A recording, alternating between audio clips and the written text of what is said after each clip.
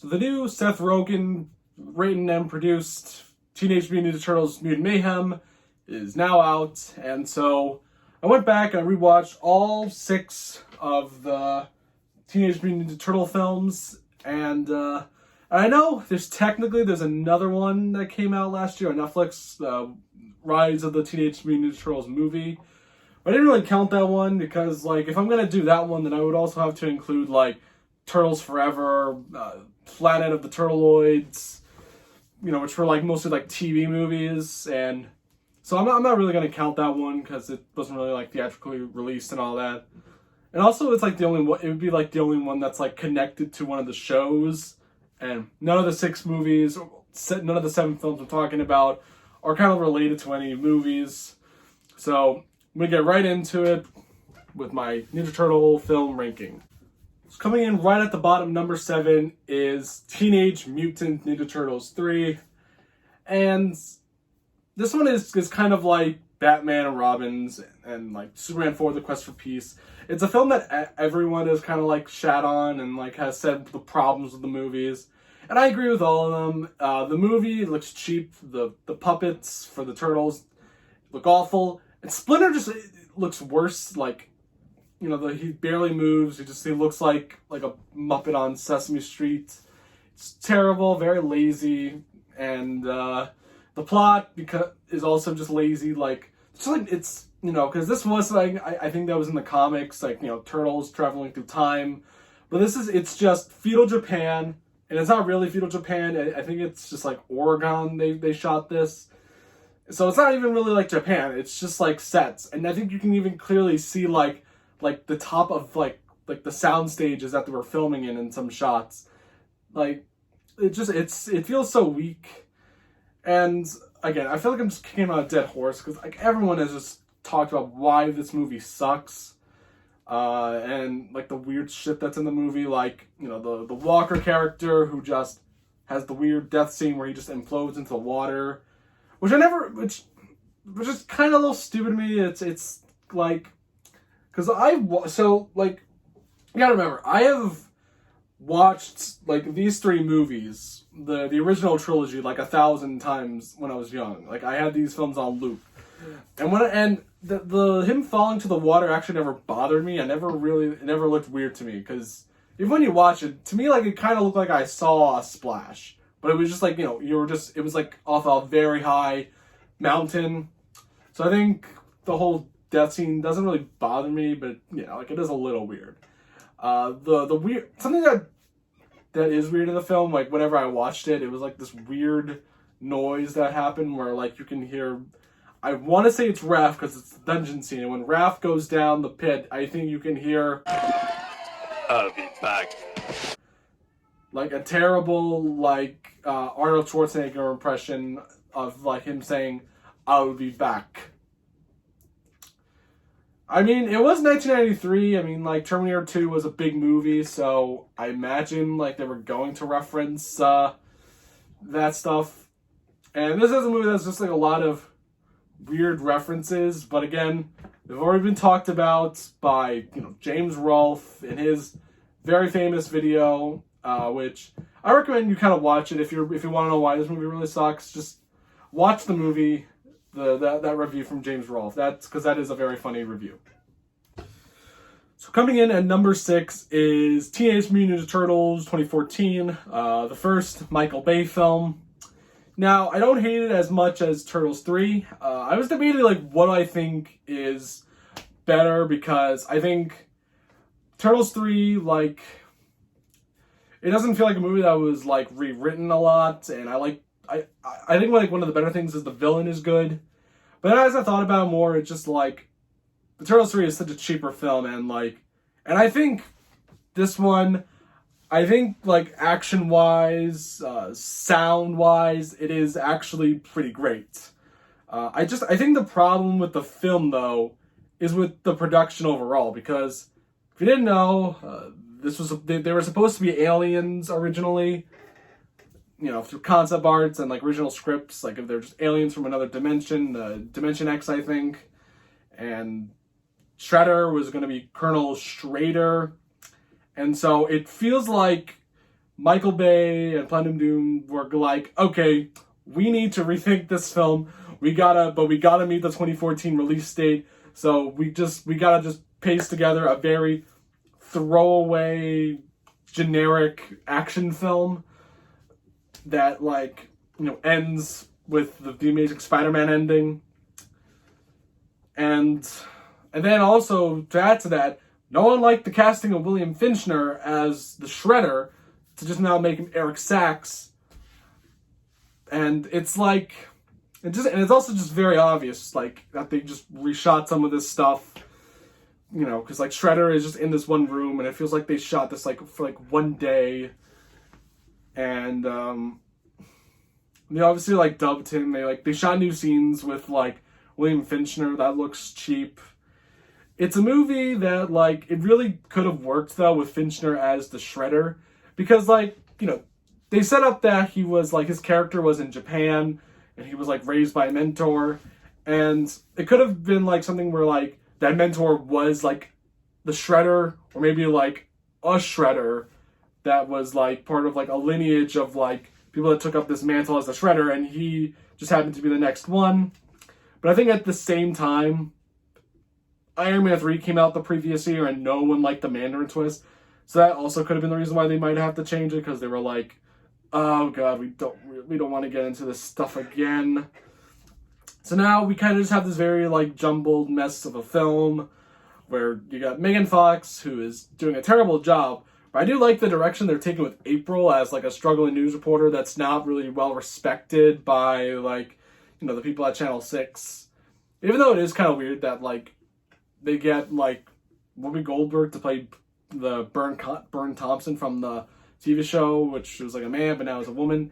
Because I feel like, as I watch it, I feel like that would have been changed to a man, and it would have had more of, like, that Silence of the Lambs direction with, like, you know, girl trying to prove her best. But and then also you got Will Arnett, who's just there. He's not really funny, and that's really it.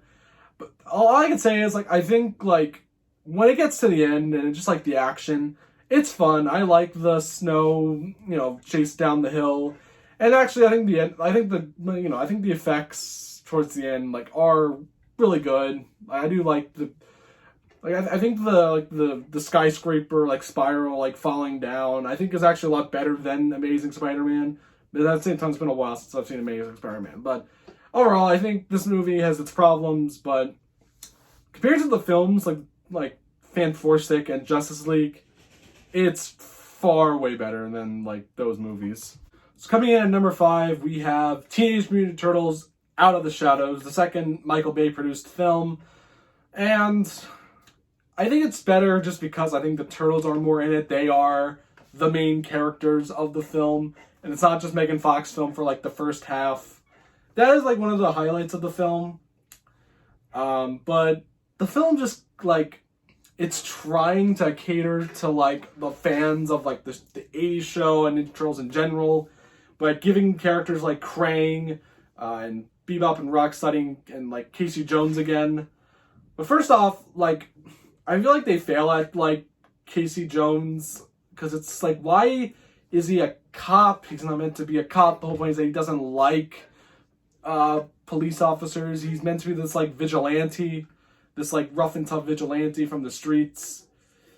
And, like, it's just it's so stupid that they make this change. And I think, like, Stephen Amell, like, I think possibly he could be a good, like, Casey Jones, but, like, it's just like, could you guys give him some, like, at least, like, have his hair grow out long?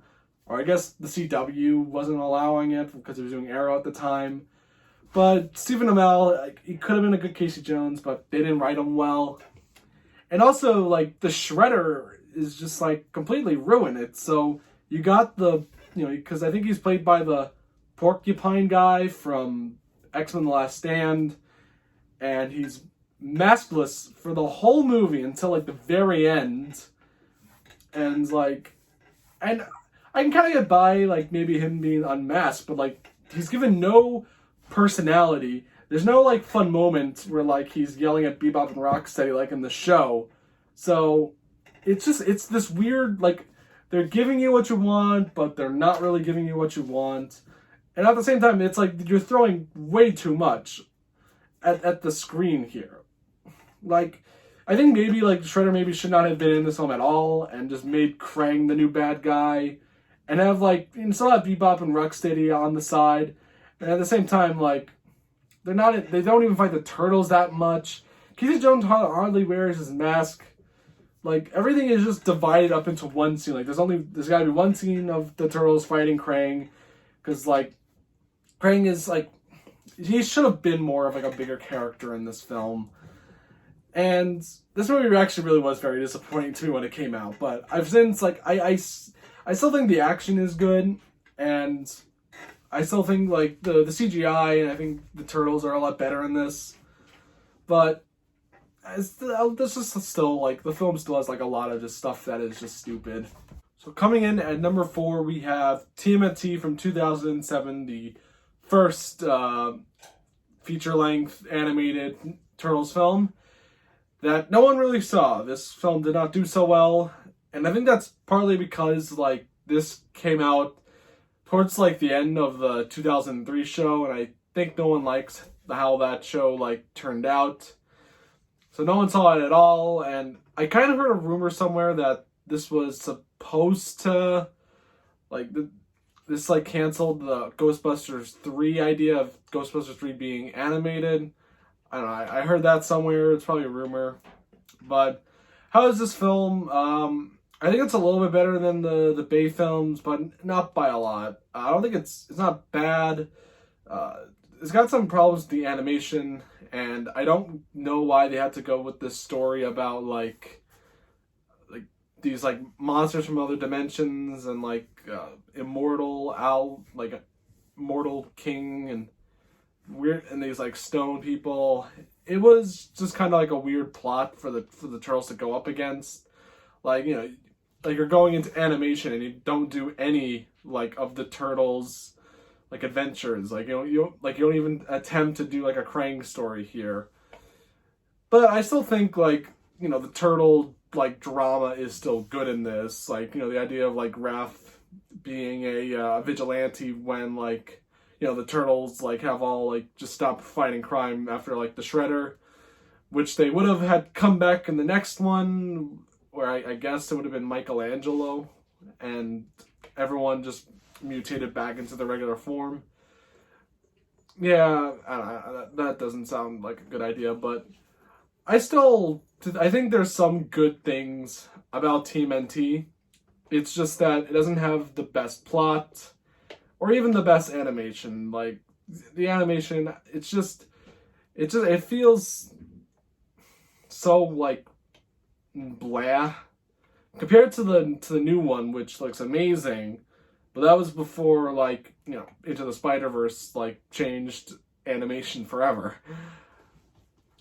But overall, it's got some good stuff. It just has a lot of problems that should have been like fixed in the script, but a lot better than other Turtle films. So coming in at number 3, we have Teenage Mutant Ninja Turtles 2: The Secret of the Ooze. I know this is like not well liked because if it's problems with, you know, Turtles not using their weapons to make it feel more like the show. Shredder is even more like his cartoon counterpart because he's wearing like purple like the show, even though he's wearing red in the last one. He's not that imitating. The movie overall, it's just a cartoon, and it's got Vanilla Ice at the very end rapping all of a sudden. It's stupid, but it's fun. It's a fun stupid, and I think it kind of works in this one compared to like the previous that I talked about. I think the animatronics are also like a big like upgrade in this one. I think like the expression in the eyes, the faces, and like you can never really tell like, you know, when like you're seeing like a suit stunt actor like fight and when you're actually like seeing like the regular like puppets.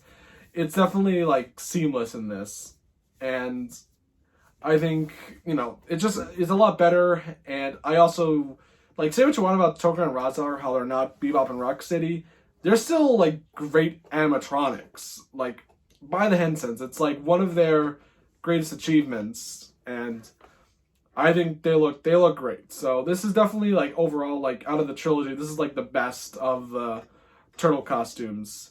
And overall, it's just it's fun. It's stupid, cartoon fun, and I think it just does a lot better at recapturing the cartoon than Out of the Shadows even did. And this one didn't even have that much characters from the cartoon. But overall, I think it's just a very fun, stupid popcorn film with the turtles. And I think this is just, it's the best way to make them like popcorn characters. Coming in at number 2 is the most recent one on this list, and that is Teenage Mutant Ninja Turtles Mutant Mayhem, the new one from Seth Rogen. And when I heard like Seth Rogen was on the project, and I just did not think this would be like the best movie. And some of the trailers weren't really that impressing me, but when I actually sat down to watch the film, I actually enjoyed it.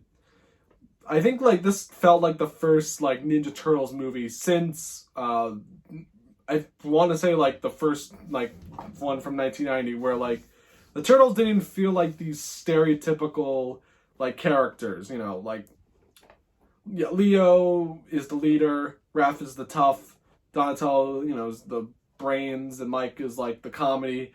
But, you know, but that's not like who they are all the time. They're not just those like archetypes. They are overall, they're these 4 teen brothers, and they can still all act the same, and they can all still have the same like desires of what they want.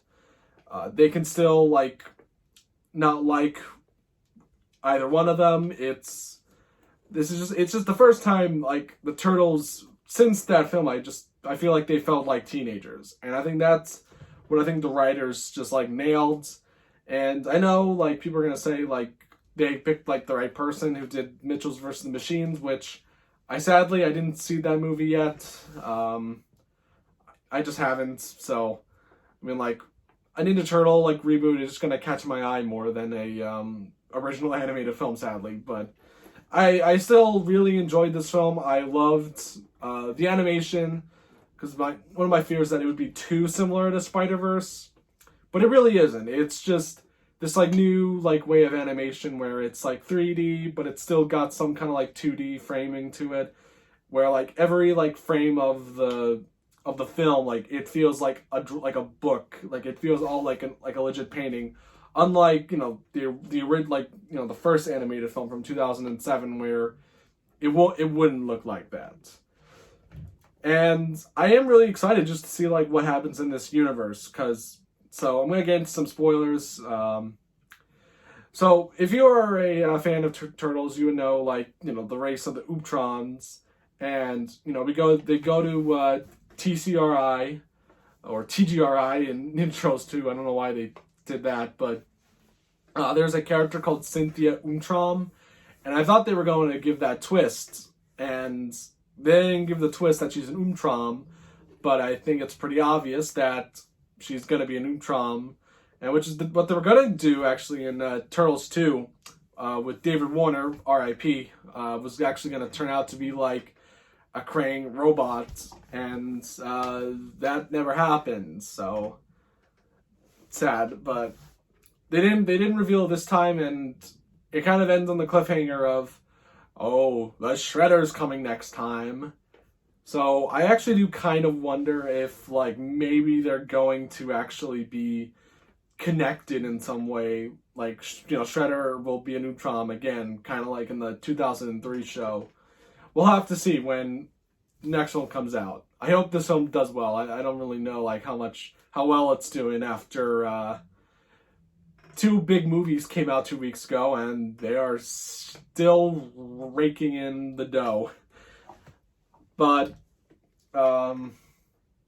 overall, I still think like I'm still excited to see like whatever comes next. I'm excited to see what they're doing because like with the idea of like the Turtles are now like accepted by society, which I think is a little too quick to doing it. Like in the first movie, like them going to high school, I think that's like it's a bit of a stretch, but I think it's, you know, I think they want to give us something like fresh that we haven't seen the Turtles ever do. So I'll kind of give it a pass on that. But I am interested to see like how like the Turtles are gonna be in like further sequels. And now that they also got like, you know, Bebop and Rocksteady, Leatherhead, Mondo, Gecko, and other turtles that I can't name off the top of my head are like gonna get like they're gonna be, I guess they're gonna be a part of the Turtles, because there's a lot happens with like the mutants, but it's good to see some of these characters like on screen.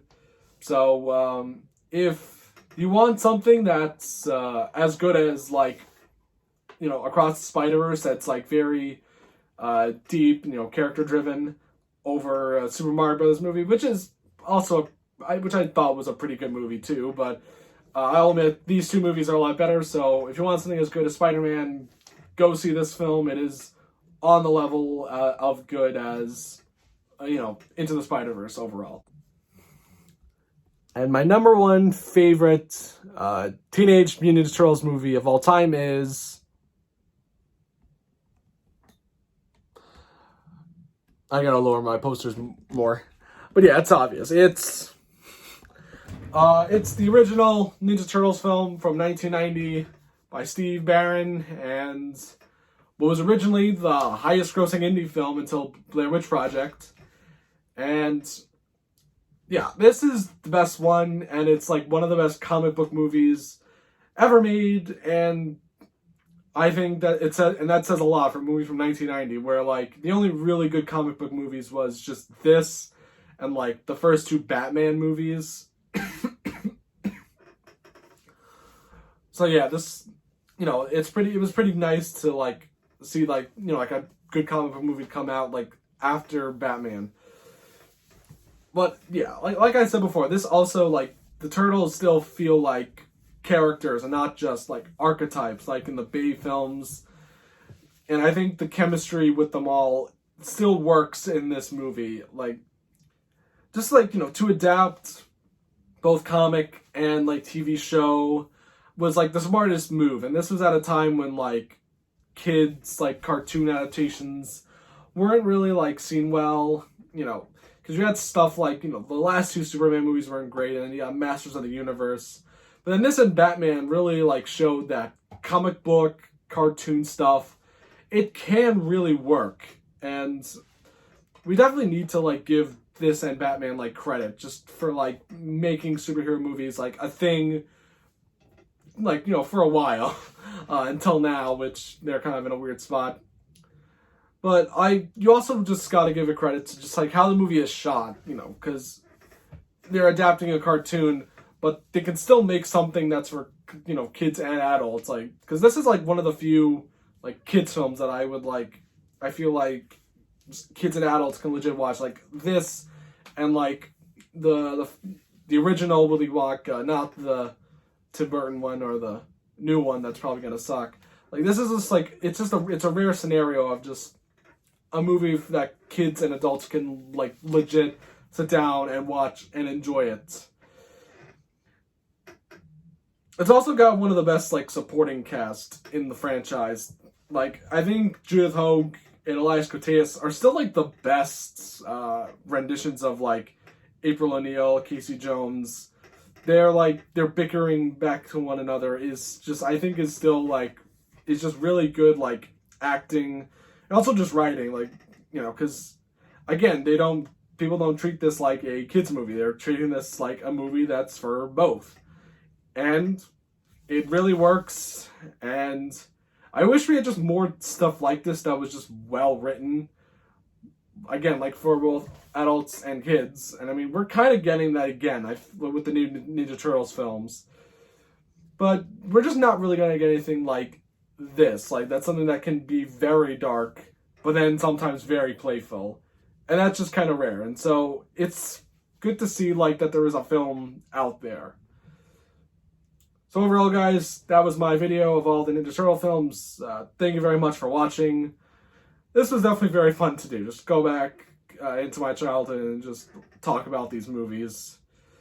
It was a nice fun thing to do. So now I gotta get back to my ranking of Scorsese films.